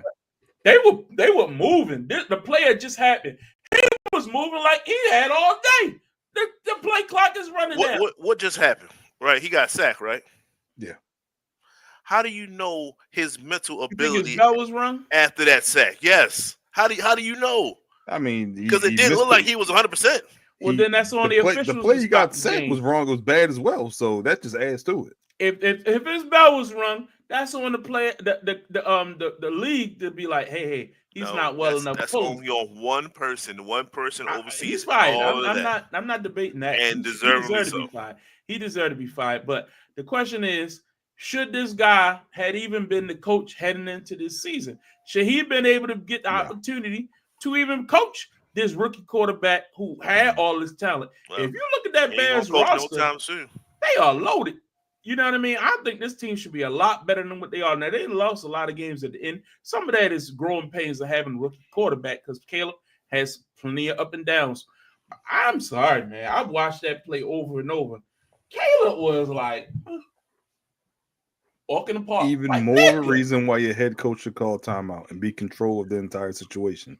That's the only problem I He was have. trying to say that thing. It's like watching somebody that got that had a stroke. God forbid anybody that's in that situation. You like, yo, this is he not? He's not performing. He's slurred. Hey man, go get some help. Yeah, it was one of those situations. Like, I never debated Caleb that is part. not moving. He deserved to be He's fired. moving slow. Next up, the Minnesota Vikings defeated the Arizona Cardinals. The Vikings got a big victory after Sam Darnold went out there and finally had a very good game once again. Darnold's been kind of a bit in a slump here lately, but I thought he really stepped up his game on Sunday against Kyler Murray and the Cardinals, who actually I thought showed themselves to be pretty formidable as well. We saw a big catch by Marvin Harrison Jr. They were able to get him involved, but it wasn't enough as the Vikings were able to spread the ball around, got Justin Jefferson involved, got some big plays from the running backs out of the backfield, Aaron Jones. But at the end of the day, this was, to me, about the quarterback, and I thought Sam Darnold represented himself well. The Vikings now sit with only one loss on the season. Two losses, one loss behind the Lions is what I meant. And they got a couple big matchups coming up here soon. Also, they get to watch the Packers and the Lions play on Thursday night this week and see how that plays out. But the Vikings are still sitting right there looking at that NFC North division title possibly. We'll see how that shakes out, but very interesting win for them. What's your thoughts on this one, Calvin? Arizona was in control of this game, what felt like the majority of the game up until that late Kyler Murray interception, and then Sam Darnold was able to score late. They still had a chance to Arizona being to kick a field goal late, but like you said, this was on Sam Darnold. You remember who Justin Jefferson was and was able to target him for about 8 catches, 400 yards. Aaron Jones in the passing game, in the running game, he did nothing. He was able to catch some short passes and make something of those. This was a good win by Minnesota. I think this showed that Sam Darnold is in control of this offense. Maybe he felt the pressure of Daniel Jones coming in. Not saying he was going to be able to start right away. Maybe he felt that little pressure right there, but this is a great win by Sam Darnold. I still in a wait and see mode with Minnesota just because of who's in their division. But beating a team that's leading their division, a team that has good victories on the season as well, is a good note for Sam Darnold and the Minnesota Vikings. Real quick, I can summarize this game in one sentence. One team scored touchdowns, the other team kicked field goals. Now, Cardinals did score. I'm not saying they did not get into the end zone, but when you have 4 field goals, you cannot win games like that. It's just as simple as that. You did enough to drive. You did enough to go down the field. You took advantage of any situation that you had, but you kick a field goal instead of scoring. If you score only one time, instead of the 3 times that you did, if you score one more time, that's a whole different game plan. So we see it week in, week out, and it's like who's going to be the team this week, right? This is the team this week when you have more field goals than the other person, and the other person happens to score. It's the end of the game, man. You do all that just to lose. Yeah, I mean, again, I think this came down to, like you say, at the end of the day, you got to put points on the board when it counts. Got to put And points on the board, man. one team didn't. We're going to do our weekly check-in on the Cowboys. We were tortured with this game on Thanksgiving. Tortured. Calvin, It is definitely torturous. Calvin, Tortured. you almost ruined people's dinner, but congratulations. Y'all Don't say congratulations. Y'all could have lost this game. We should have lost. Yeah. We should have lost. He doesn't want to win games. I don't. We should have Got it. lost. I don't care if it was intentional or not. We should have lost. Go ahead. What's your thoughts? I had nothing. This game. Look, I didn't want to watch this game on Thanksgiving. This was terrible football on both ends. Cooper Rush versus Drew Lock, I believe. Mm. Cowboys should have lost this game. I do appreciate the fight. I do appreciate them holding on to whatever little hope they have of the last playoff spot, which I think is stupid. But they did have some fight. They did show some fight. I take nothing away from that. But we should have lost that ball game. We're thinking about next year. There's nothing you can do this year. Think about next year and going forward. I've said it the last 2 weeks. Well, just any thoughts? You There's know, nothing to really talk about. at this point, I would expect Dallas to do exactly what the Giants did, although it didn't pan out. Remember we were talking about how you go from your starting quarterback to your third string. He skipped over the backup. Why? Because I'm trying to lose games. Then he got hurt, so now the backup's playing, and he almost won. But with that being said, I would expect the same thing for Dallas. Go straight to Trey Lance. See what you have in him. Cooper Rush is the same goddamn on Cooper Rush as he was a couple years ago. He is the same dude. He is no different. The question mark you have moving forward, if you want to go forward with him, if you want to trade him, if you can get Pete. In order to trade him, you got to raise the stock. You have to put Trey Lance in just to see what he's about. That's all. That was my only. I was waiting for him, and I didn't see him. Yeah. Well, let's talk about my favorite game of the weekend. And can y'all guess what my favorite game of the weekend was? J-Bo? Man, oh man. Bruh, like sometimes I'm like, look, I don't want to be right. I don't want to be right. Like, it's not fun always being like, oh no, maybe it'd been nice to be wrong. But Aaron Rodgers, man, did y'all see the sequence where I was watching the Red Zone because I was at work? So, getting ready for the Ravens and the Eagles game. Had Red Zone on my tablet. Like, all of a sudden, Rodgers over there putting that, you know what I mean? He think he gunslinger. I mean, they had put 21 points on the board. Seahawks was down. I mean, I think it was like 21-6. I mean, they was blowing them out. Like, they had a significant lead. I'm like, okay, they putting for ass. Like, okay, good job, Aaron. Way to battle, way to keep it tight. All of a sudden, he had who's the receiver? He had was it It was Devontae. No, it wasn't Devontae. It was an interception? No. Okay. Who's the young receiver y'all like? Good. Garrett. Yeah, he had Garrett in the right side, wide open. I mean, my man ran that. I mean, what a route. I mean, in and out. Got the defender zigzag. All Aaron Rodgers had to do was float it, give it to him, baby. Put it on him. Misses him. Oh, Aaron Rodgers pissed off. Oh, no. Yeah, maybe it's on me, but I'm blaming you anyway. But next play, Aaron Rodgers drops back, throws it right to a defensive tackle? What?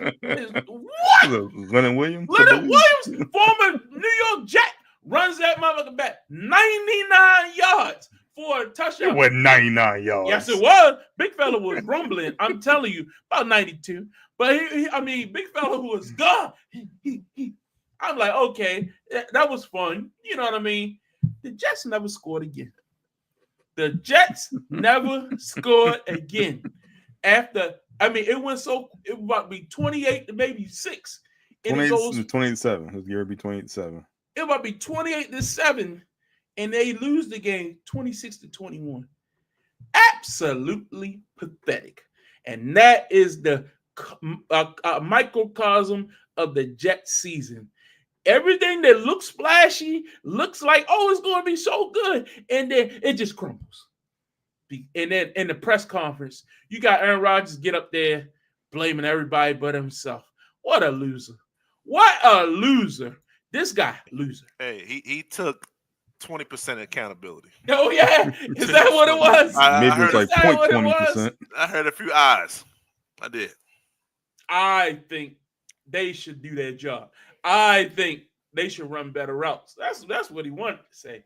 Go ahead, Justin. Defend your Super Bowl pick. That's my Super Bowl pick, but it was Calvin's team. And last I checked. With that being said, you know, Cam Ward looks good. You know, he just, Shador Sanders looks also tepid. At this point, it's you're literally, this is what the Jets are going to do. They're going to transition all those questions that we had, and Aaron Rodgers is supposed to be the fix. We're going to substitute that with whoever they draft as a quarterback in this upcoming draft. That's going to be why, because we have all the pieces around them. We have we still got Breece Hall, we still got Devontae's here. That's something. We got all these pieces. We just need that spark. We need that young Thundercat spark. Okay, and that's what it's going to take. The young Thundercat. That's what because Aaron got to go, yo. Aaron, man, you got to ride off in the sunset, my guy. So Aaron gonna be in Minnesota next year. Like Brett Favre. He needs to be out the league, man. It's just he's done. He's done, man. Done. He can't make the plays. That Achilles injury hurt him that bad? He has a lack of instinct for the game. Like he lost slow. He lost his step. He lost it. Go and ahead. It's one of real quick. It's one of those things where, in order to supplement that, you have to put in the work in the off season. So if Aaron Rodgers goes to game 17, 18, week whatever the last week is, and he has to have a conversation with himself in the dark with wherever he goes, and he says, I have to dedicate my off season to football and the team. That's it. That's a great point. If he does not decide to do that, then he's going to have the exact same season he's just had. You cannot manifest That's this. a hell of a point, because think about the issues in Green Bay. It's the same Brett Favre syndrome. Is he going to come back? Isn't he going to come back? Is he going to come back? That happens almost every offseason. So then they take so long to make a decision whether they're going to come back. Then you handicapping the team and what type of moves you can make in the early parts of the free agency. And then they don't come for mini camps. They don't get the receivers together and let's go throw in the park like Tom Brady did. They don't get together and go get some chemistry. You know what I mean? Mm-hmm. That's a great point. When you're facing your mortality, you have to do certain things in order to prolong it. And the off season is the number one thing you can ask any person that has over 20 years of longevity in the sport, in all sports, even in basketball, so on and so forth. You have to dedicate time in the off season, and he is the only one that has not done that. Refuses to. And he has a trash season as a result. So do you think, like I said, do you think the injury played a part of it? Because what do you think? No. What's a step? No, it's mental. But no one said he lost a step prior to the season. That's my point. What do you mean they ain't say that? I said that. I told you that. Look, the guy wasn't himself the last year in Green Bay. Go back and watch the tape. Go back. And that's fine. And all they needed to do was win one game. I think they would have been like the 7th seed or something like that, and they got against Detroit. Yeah, remember that? Yeah. And they was like 9-8 at that point. It wasn't like he needed to be 13-3 like he was those MVP years and all that kind of stuff. He couldn't get it done. And then for people to think, oh, he's going to be this phenomenal guy when he got to New York, 4 plays in, he's done. Now you want him to go rehab and do all this and come back and be even better a year later. No, it don't work like that, man. He's been declining the last few years, but I'm glad people realize that, hey, nobody's immortal. This game makes men of us all. Tom Brady was the anomaly. Tom Brady did something that I don't think anybody, even Peyton Manning, wasn't great at the end. He just was serviceable. This guy, Tom Brady was serviceable at the end. Well, that's true too. But he played like he was trying to. At the very end. He played like he was still himself. I mean, it is what it is. Yeah, it's over, man. It's over. I just had to acknowledge that. I don't like them press conferences where he just still will not just say, I'm playing like shit. Come out and say that. Just come out and say it. It does something for people to see you take accountability. Next up, we saw Monday Night Football. Lord help. I stayed up Shootout. and watched this game last night, man. I was I was up watching. I was I'm like, watching. is anybody Shootout. else watching this game? Because when I was commenting in the group, nobody was saying that. I'm like, damn, am I the only one watching this? I know on marquee wise it didn't look like, but I said the Broncos been looking pretty good. The Browns, they always fun to watch. Bo They Nix. Bruh, Bo Nix. I thought this was going to be an entertaining game, and they did not disappoint. Your boy Jameis accounted for the most yards in NFL history. Like because he threw it to his team and the other team, and 6 touchdowns. I mean, I've never seen nothing like Jameis Winston. And this has been happening for years, man. Have you seen a guy throw that many pick sixes? Like, yo, for him to get up in front of the people at a press conference and say, Lord, just heal me.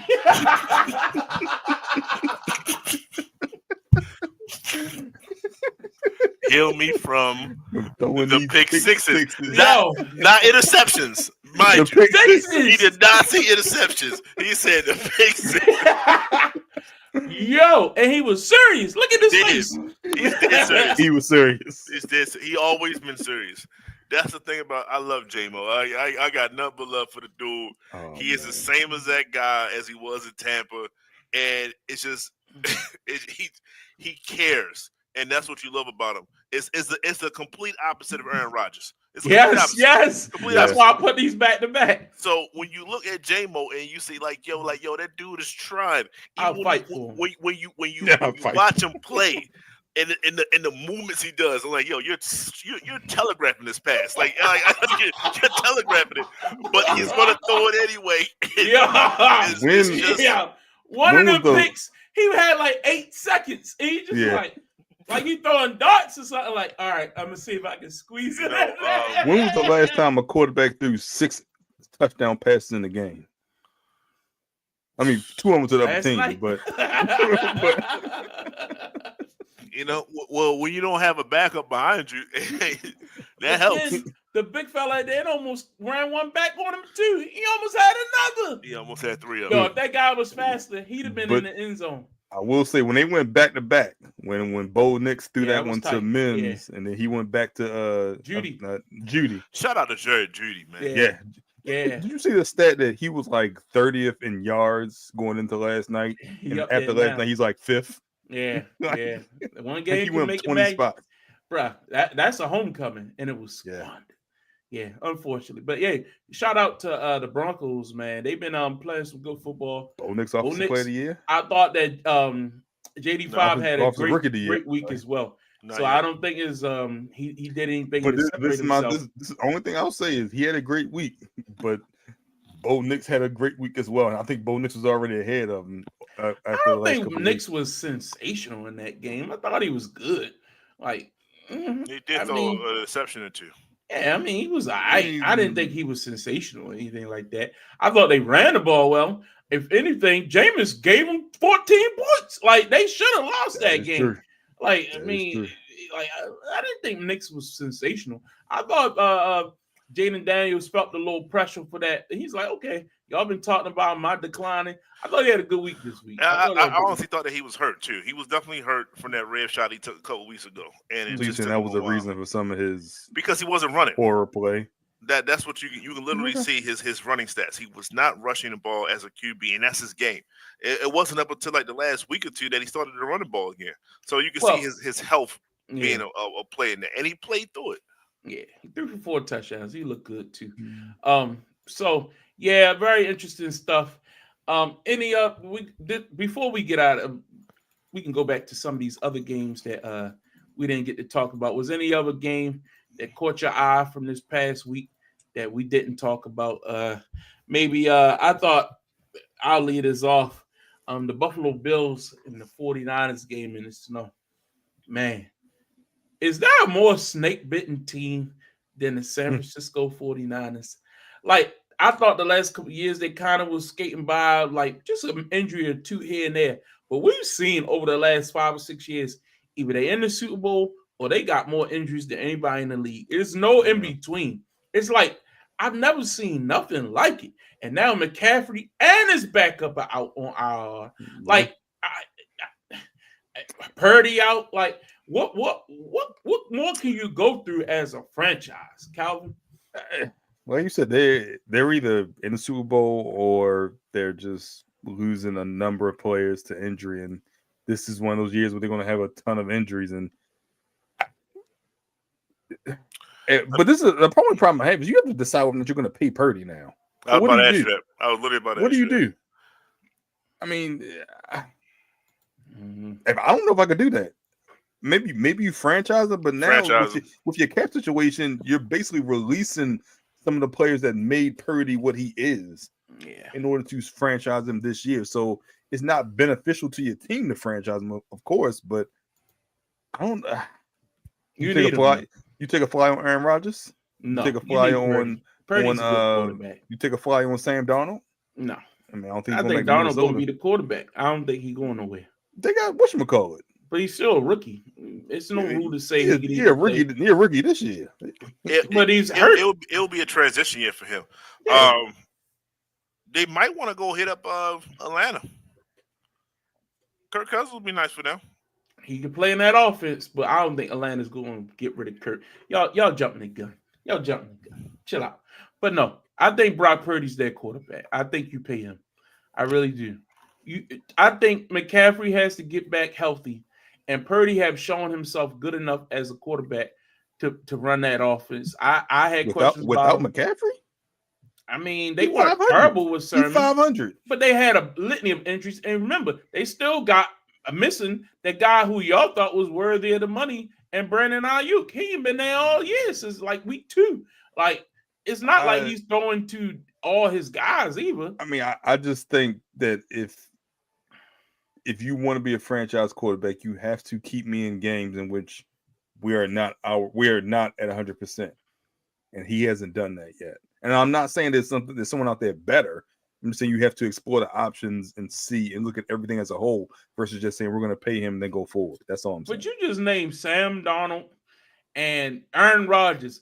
Aaron Rodgers couldn't even do what he did do anything with the Jets. Did we expect Brock Purdy to do in this offense? I think Shanahan can make any quarterback better than what he is. So I do think that. So I think he'll elevate any quarterback in that system, including Brock Purdy. Purdy is good enough. I think you've been very disrespectful to Brock Purdy. That's just my opinion. Any other games from the weekend that jumped out to you all? Miami Dolphins and the Green Bay Packers. And when we do our top 7, it was cold that night. I'm gonna call you out. You're gonna hear the same despair in my voice because I was right there, and I was like, "This is the game that they're going to turn it, and they're going to move forward." Who had Green Bay in that top 7 though? You did. Okay, but you switched 2 teams every goddamn week. That punk Achane cost me a lot of money. I'll just put it that way. All I needed, the whole team played like crap. Achane, it was too cold outside. Was a combined 100 yards receiving and rushing. That's all I needed. Smop. Everything else hit. And I'm talking thousands of dollars, guys. I don't want to talk about it. But anyway, shout out to Anthony Richardson. Good win. Yeah.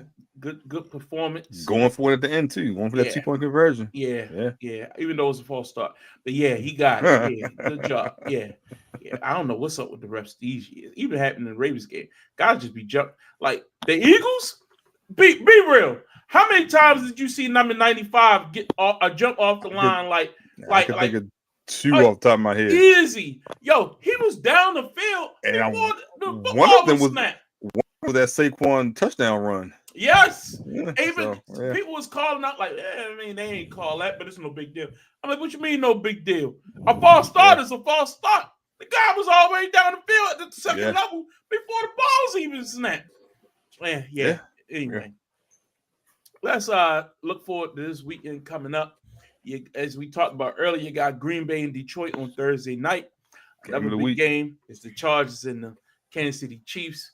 That's going to be the one. Can the Chiefs withstand that Harbaugh team? What is another game that stands out to you coming up this weekend that should be entertaining? Justin, let's start with you.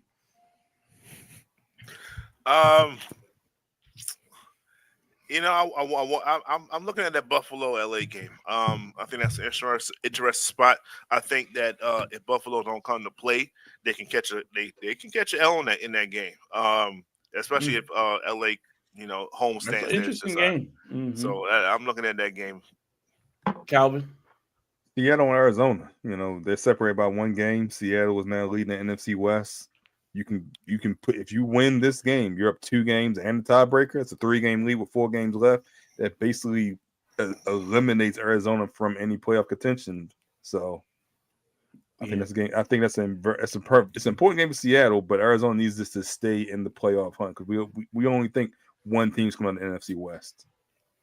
Well, I'm looking at the Atlanta and Minnesota game. That's gonna be a tough one. You But think Kirk Kirk going Cousins back win in home. Minnesota?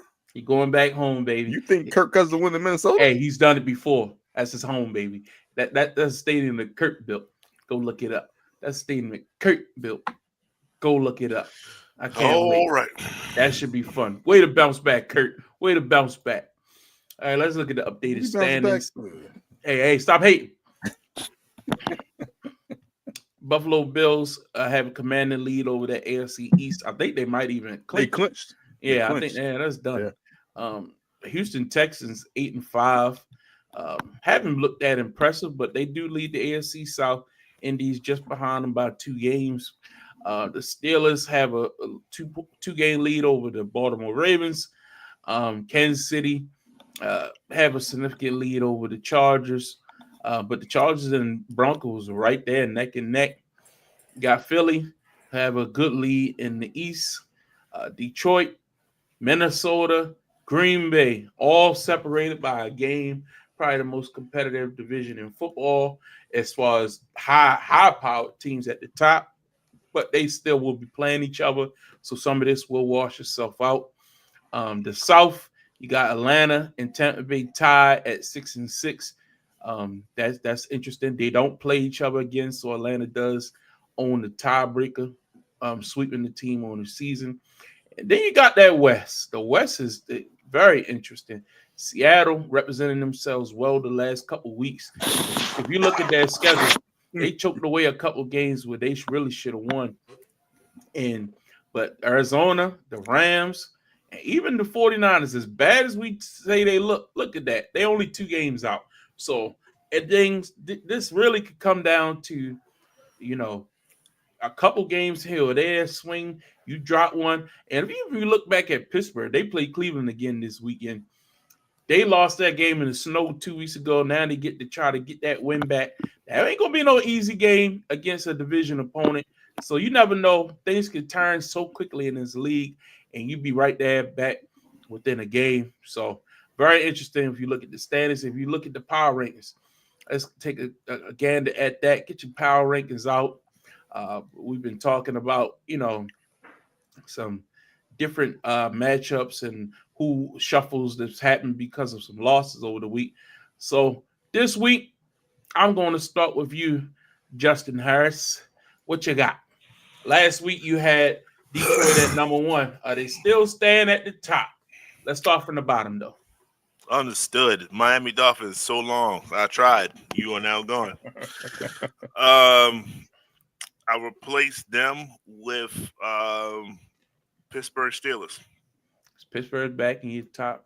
They are back in. All right. Number 6. Right. Number 6, Baltimore Ravens. Y'all can kick rocks too. The Green Bay Packers can take that spot. Oh, Green Bay jumps. You finally seen the light to your top. All right. Who you got at number 5? Minnesota Vikings. Wow. Number 4. Philadelphia Eagles. That's terrible. 3. Kansas City. That's terrible. This is okay. And of Buffalo. course, 2 and Detroit. 1. All right. Okay. All right. For me, I like that. And I mean this in all sincerity. I'm not a hater. I am not. But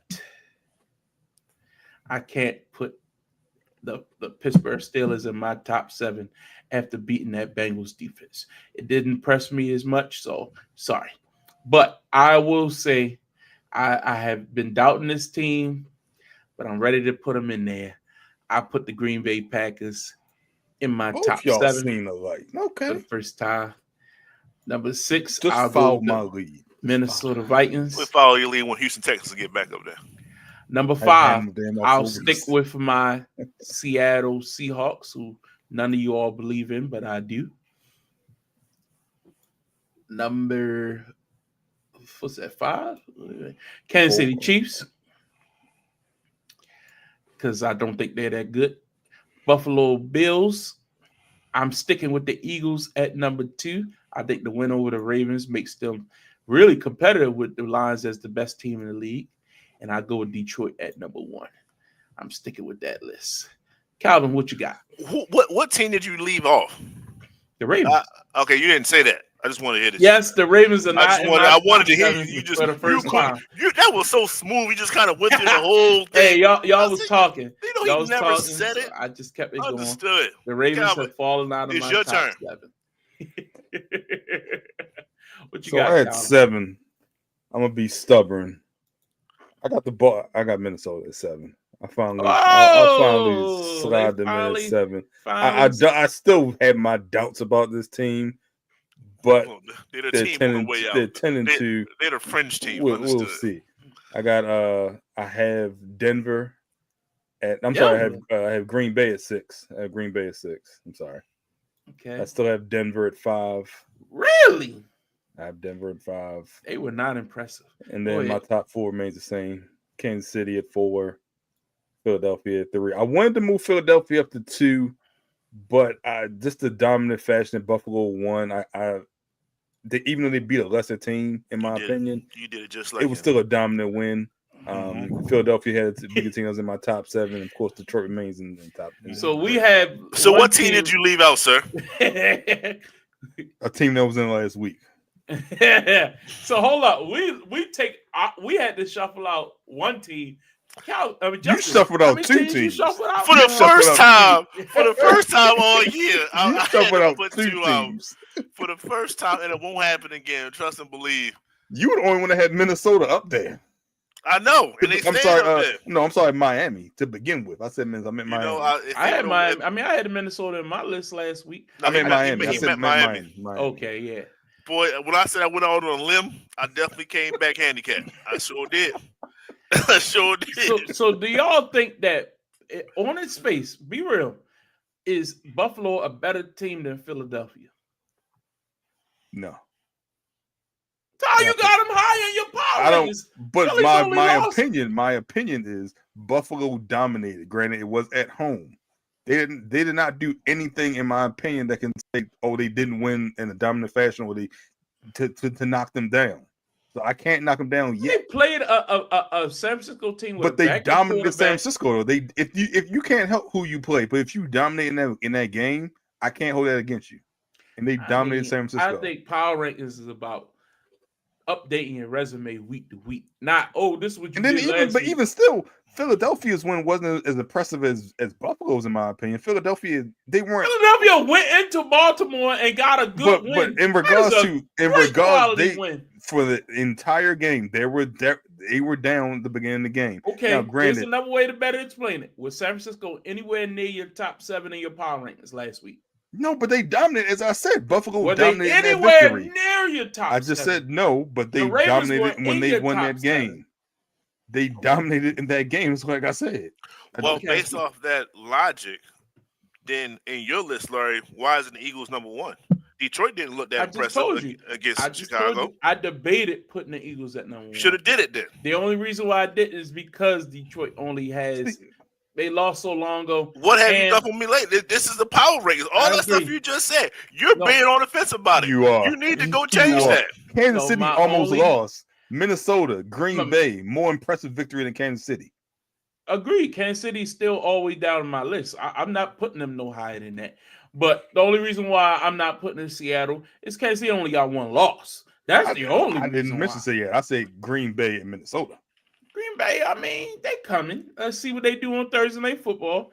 I definitely agree. I definitely think the winner, well, if Green Bay wins that game, then you got to move them up. Yeah, I mean, it'll shake itself out. Beating I'm not even Detroit worried in about Detroit that. Yeah, and I taking mean, over the division lead and taking over the lead for the conference as well. if these power rankings will be determined, if the Lions beat the Packers on Thursday night, they submit themselves at number one. I don't have no problem keeping them right there. If they lose, they coming down either way. If the Vikings lose to the Falcons, which is at this point not the most likely scenario, How you know what I you mean? They'll play themselves out of it. But you know what I mean? Like, is there if the Seahawks beat the Cardinals, I think I might even consider jumping them over the Chiefs if the Chiefs aren't impressive this week. I mean, against the Chargers. The Chargers could beat the Chiefs, and then we talking about instead of you got the Broncos in your top five. I could make a case for the Chargers being up there if they go out there and beat the Chiefs. So again, this will shake itself out. I think it's just a matter of these matchups and when these people play. The Bills and the Rams. If the Rams go out there and clip the Bills on Sunday, they coming tumbling down too. You know what I mean? So this all will play itself out. I just think power It rankings definitely won't play itself out. It'll play itself out. Power rankings is always fun to gauge, but at the end of the day, you still got to go with your gut. Who's a better team? Well, what is your argument for Pittsburgh or Seattle versus Denver? I think Denver, I've seen them play inconsistent at times. I think they've been playing well, don't get me wrong, but I do think that they have vulnerabilities in the secondary. I think the running game is inconsistent. Who's there every down back? Can you name them right now? No. Exactly. Like, I can't hang my hat on nothing with them outside of Bo Nix as the rookie playing well, getting the ball to some of his playmakers. But is that something I'm going to say, oh, that's top 5 in the league? I think it's a good story. And I just watched them last night. Jameis Winston threw that game away, like legitimately. Like, I'm not impressed. I'm not. But Seattle, I know their players, and I seen them be able to. I think the defense is getting better. They went out there. You hate the Jets, but you're gonna laminate this victory that they had over them. But I had Seattle in my top 7 last week. That's fair. That's fair. I liked them before this week. I think they've been putting a run together, and I think Mike McDonald has that defense clicking at the right time. But that's just my opinion. Justin, Pittsburgh, I like Pittsburgh. I really do. And I think they're playing well. But that Bengals defense, I think that can be a little bit of fool's gold. I just saw them lose to the Browns the week before. So I Understood. I mean, I'll to answer my own question, Pittsburgh lost to the same Cleveland team that Denver beat. However they beat them, And then with Seattle, I'll make the argument. They were Denver, on the road. That you're right. That's fair. It was but I'll still say they beat them. James never played in the snow before. That's more of a reason they should have beat him. And then with Seattle, I'll say I think Denver plays in a tougher conference, has a better record, or I think they had a better record than Seattle. So I just think they're a little bit, as a whole, they're better at this point. And Seattle's had the potential to be better because they have the better players, but they've just been inconsistent thus far, especially in the NFC West. How many losses does Denver have? 4. You have a 4-loss team over a 2-loss team. That's my problem with that. So your problem is I have them over Green Bay. Minnesota. Green Bay has 3 losses. Green Bay has 3 losses. I'm not. But I get it. I'm Minnesota. I'm not. But Minnesota. Why would you? Minnesota go home the first NFC round. I is wouldn't be tougher surprised. this year than the AFC. I think the NFC North is tougher than the AFC. Minnesota plays in the NFC North. That's fine.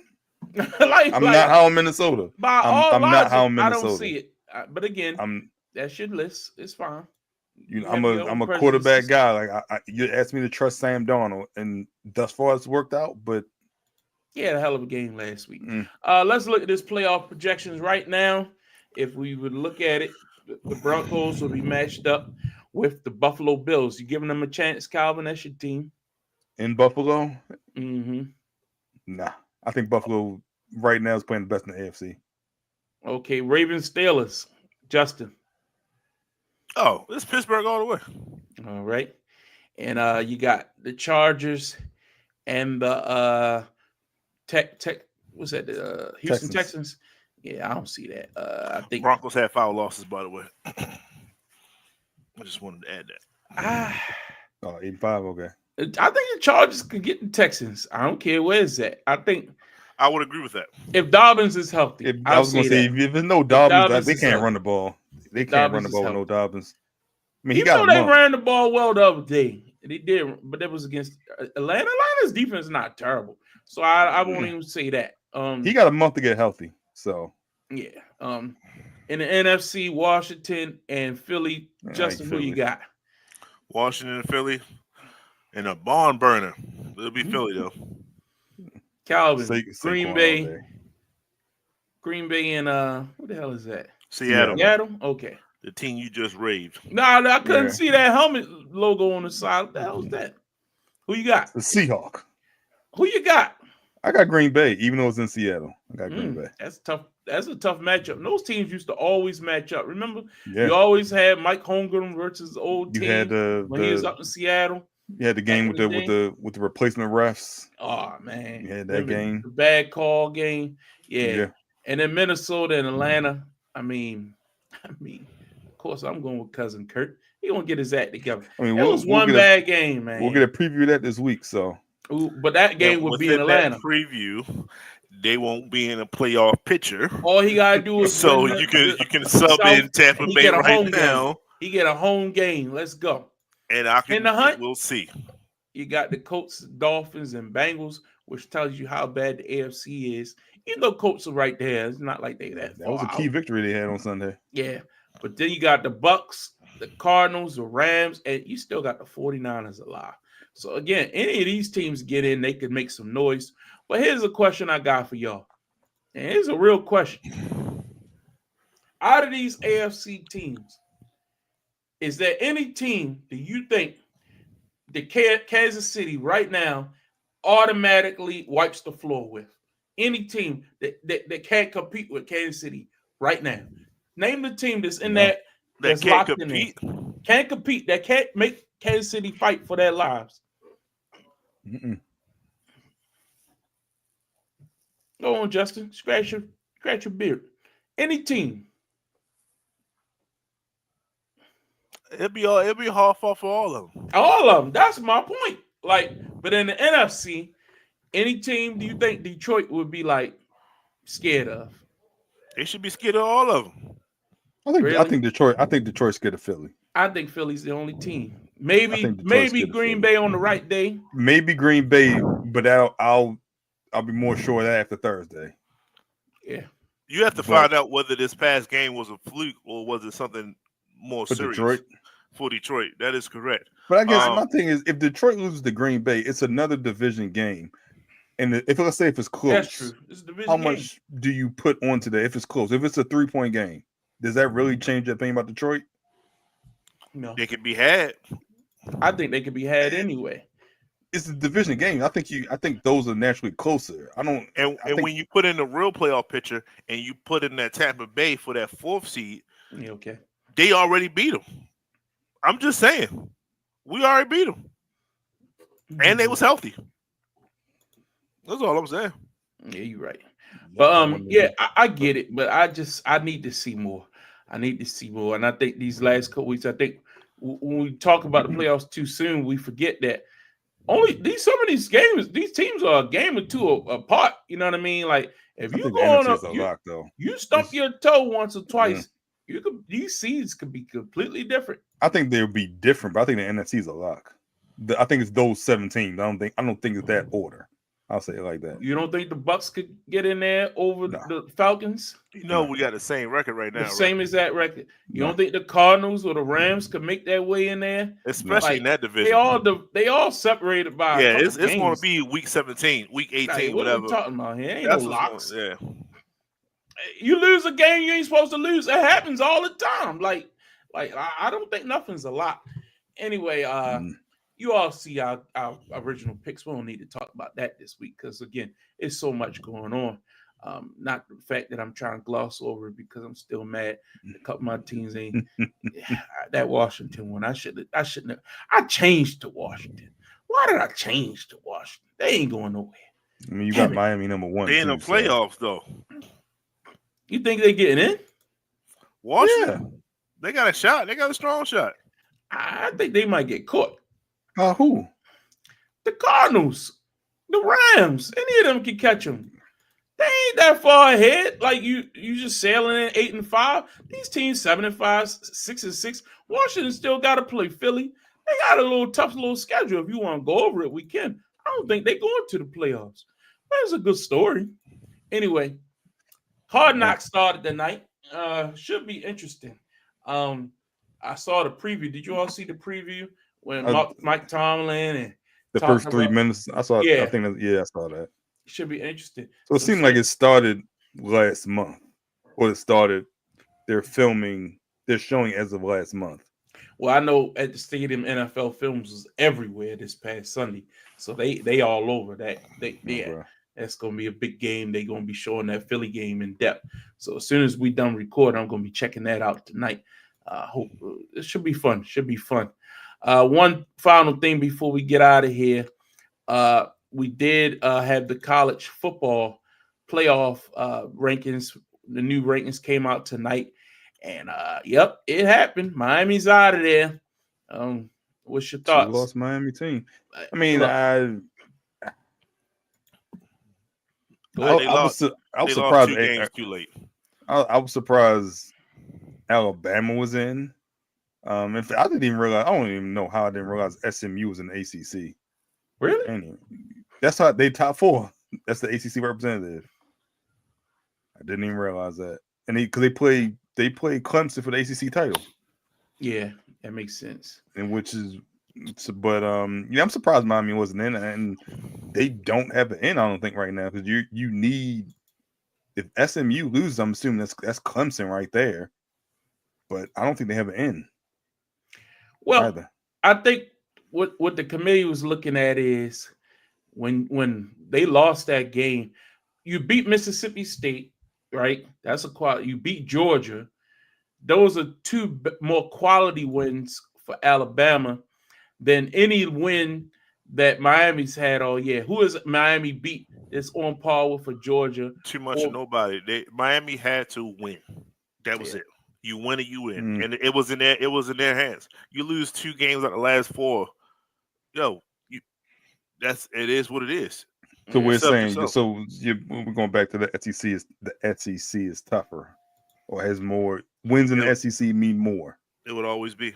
Well, the losses. I mean, Alabama lost to what? Vanderbilt. Vanderbilt loss was bad.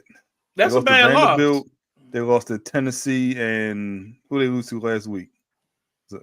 I want to say Ole Miss. It wasn't Ole Miss. That was Georgia. Was it Mississippi State?